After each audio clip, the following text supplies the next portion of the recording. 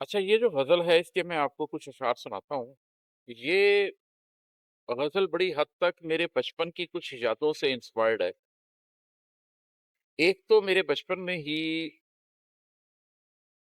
समाजी तौर पर हालात कुछ ऐसे थे, मेरे घर के अंदर हालात कुछ ऐसे थे कि उदासी मेरी ज़ात का एक बड़ा ही बुनियादी उन्सुर बन चुकी थी। मैं 1980 में पैदा हुआ और मुझे याद है कि 80 की दहाई जो बिल्कुल बचपन की दहाई है, अभी मैं टीनेजर्स की भी बात नहीं कर रहा। 1986, 1987, 1988 भी जब मुझे याद आते हैं, तो मुझे जो चीज़ें याद आती हैं उनमें कुछ उदासी के पहलू, कुछ वालिदैन की गुफ्तगू जिसमें उदासी का पहलू शामिल था। तो एक नस्ल दर नस्ल एक उदासी की गुफ्तगू, उदासी की कैफ़ियत हमारे घर में थी। वो अच्छी थी या बुरी इस वक़्त मैं उस मौज़ू पे बात नहीं कर रहा, वो एक अलहदा मौज़ू है, उस पर फिर कभी बात करेंगे। लेकिन उदासी मेरी ज़ात का एक हिस्सा थी। तो ये जो पहला शेर है ये उसकी ग़माज़ी कर रहा है। मेरे बचपन में ही तन्हाई कैसे ऊद आई थी। मेरे बचपन में ही तन्हाई कैसे ऊद आई थी, वो 80 की दहाई तो उदासी की दहाई थी। अच्छा, जो कुछ अगले अशआर हैं वो बचपन में मैंने अपनी वालिदा को जो कुछ गुफ्तगू करते हुए सुना, वो मुझे याद आई तो वो शेरों में ढल गई। जैसे मेरी वालिदा बचपन में पुराने मीरपुर शहर में रहती थीं, तो जब मंगला डैम बना, तो वहाँ से सबको खाली करवा दिया गया और इन लोगों को वो जगह खाली करनी पड़ी। तो अभी बताती हैं कि जब डैम भर गया और उसमें पानी ऊपर आ गया, तो भी हम झील के किनारे जाकर मस्जिद का मीनार नज़र आता था, उससे देखने की कोशिश करते थे कि हमारा घर किस तरफ होता था और किस तरह वो डैम आहिस्ता-आहिस्ता ऊपर हुआ और किस तरह कई साल लगे कि आखिरकार वो मस्जिद का मीनार भी पानी के अंदर ढह गया और ख़त्म हो गया। तो एक ये वो कैफ़ियत थी। इसी तरीके से चमन के अंदर मेरी वालिदा को बचपन में कुछ वक़्त गुज़रा। मेरे नाना वैसे भी रेलवे में थे, तो वहाँ पर कुछ वो कैफ़ियत बताती हैं कि जो ट्रेन की पटरी थी, वो रात को जो ट्रेन गुज़रती थी, तो उसका शोर किस तरीके से होता था और सोते में आँख खुल जाती थी।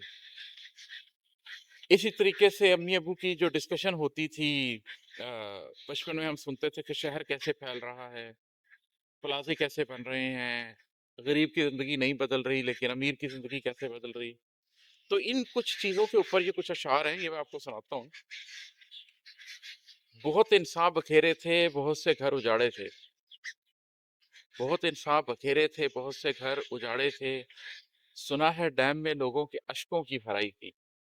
तो वो पानी की भराई नहीं थी, बहुत से लोगों के अश्कों में डूब गया था वो शहर।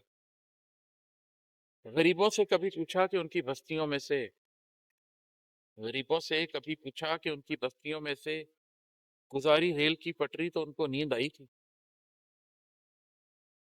प्लाज़े तो बने थे, शहर में होटल भी उम्दा थे, मगर मालूम है सबको बढ़ी किसकी कमाई थी। ये तो ख़ैर अब पूरा पाकिस्तान ही जानता है।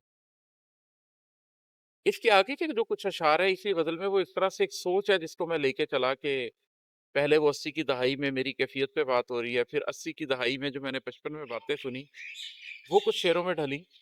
लेकिन जब बड़े हुए तो पता चला कि मामलात की गहराई कुछ और है। तो आखिरी जो कुछ अशआर हैं वो अब बड़े होने के बाद मामलात की जो गहराई समझ आई है उसके हवाले से हैं कि फ़क़त एक मैं नहीं इस मग़रिबी तहज़ीब से ख़ाइफ़ फ़क़त एक मैं नहीं इस मग़रिबी तहज़ीब से ख़ाइफ़ यही कुछ साहिब असरार लोगों की दुहाई थी। बहुत लोग इस पर पहले बात करके गए। इकबाल ने इसके ऊपर बड़ी गुफ्तगू की है और इकबाल ने तो मॉडर्निज़्म देखा था, पोस्ट मॉडर्निज़्म को तो उन्होंने भाँप लिया था कि आने वाला है। हमारे तो सामने हो रहा है कि पोस्ट मॉडर्निज़्म क्या है। तो ये मग़रिबी तहज़ीब किस तरीके से पोस्ट मॉडर्निज़्म में इंसान को वापस जानवर बना रही है, इस पे फिर कभी गुफ्तगू करेंगे। पोस्ट मॉडर्निज़्म के ऊपर पूरा लेक्चर बनता है। लेकिन ये सिर्फ़ एक मैं ही नहीं हूँ जो इस मग़रिबी तहज़ीब के असर से ख़ाइफ़ है। ये बहुत से लोगों ने, बहुत से साहिब असरार लोग माज़ी में भी ये बात करते रहे और ये जो इवन मैं पीछे आपको अशआर सुना के हटा हूँ, ये उसी मज़हबी तहज़ीब के छोटे-छोटे शाख़साने हैं। इसी बात का एक और रुख है कि बता दो अपने बच्चों को कि इन तारीख़ दानों ने हमें धोखे में रखकर और ही दुनिया दिखाई थी। तो कहते हैं history is written by the victor. तारीख़ तो हमेशा जीतने वाला तहरीर करता है। तो जीतने वाला जो तारीख़ लिखता है, वो तो अपने रुख से लिखता है। अगर जीतने वाले ने आज की तारीख़ लिखी है, तो उसमें हमें यही पता चलेगा कि नाज़ी जर्मनी کتنا برا تھا اور الائڈ فورسز کتنی اچھی تھی. لیکن یہی اگر جرمنز نے لکھی ہوتی تو شاید بات کچھ اور لکھی جاتی. تو تاریخ کو جس طریقے سے لکھا جاتا ہے، خاص طور پہ اسٹیٹ سپانسرڈ تاریخ جو ہوتی ہے ہر ملک میں لکھوائی جاتی ہے، وہ انڈیا میں اسٹیٹ سپانسرڈ تاریخ اور طرح سے ہے، پاکستان میں اسٹیٹ سپانسرڈ اور طرح سے ہے، ویسٹ میں اور طرح سے ہے. لیکن وہ حقیقت نہیں ہے. ہمیں اپنے بچوں کو بتانا پڑے گا کہ جو آپ ایکڈیمک بکس میں پڑھتے ہیں اپنے پیپر پاس کرنے کے لیے، تاریخ وہ نہیں ہے. تاریخ کو ایک آبجیکٹو نظر سے دوبارہ دیکھنے کی ضرورت ہے، اور ہمارے بچوں کو وہ تاریخ دوبارہ پڑھانے کی ضرورت ہے. ان کو حقیقی نظر سے یہ دکھانے کی ضرورت ہے. آپ ایون پاکستان کی تاریخ کو ہی لے لیں. بڑی عجیب بات مجھے لگتی ہے کہ انڈیا کے اندر وہ تمام فریڈم فائٹر جو پرو پاکستانی ہیں، وہ تمام لوگ جنہوں نے پاکستان کی بات کی، تاریخ سے وہ غائب ہیں. ہمارے اندر وہ سارے لوگ جنہوں نے بڑا کردار ادا کیا مسلمانوں کے لیے، وہ غائب ہیں. ہم پاکستان میں مولانا ابوالکلام آزاد کی بات نہیں سنتے، اس لیے کہ وہ کانگریس میں چلے گئے، مذہبی حلقوں کے علاوہ کی کوئی بات نہیں کرے گا.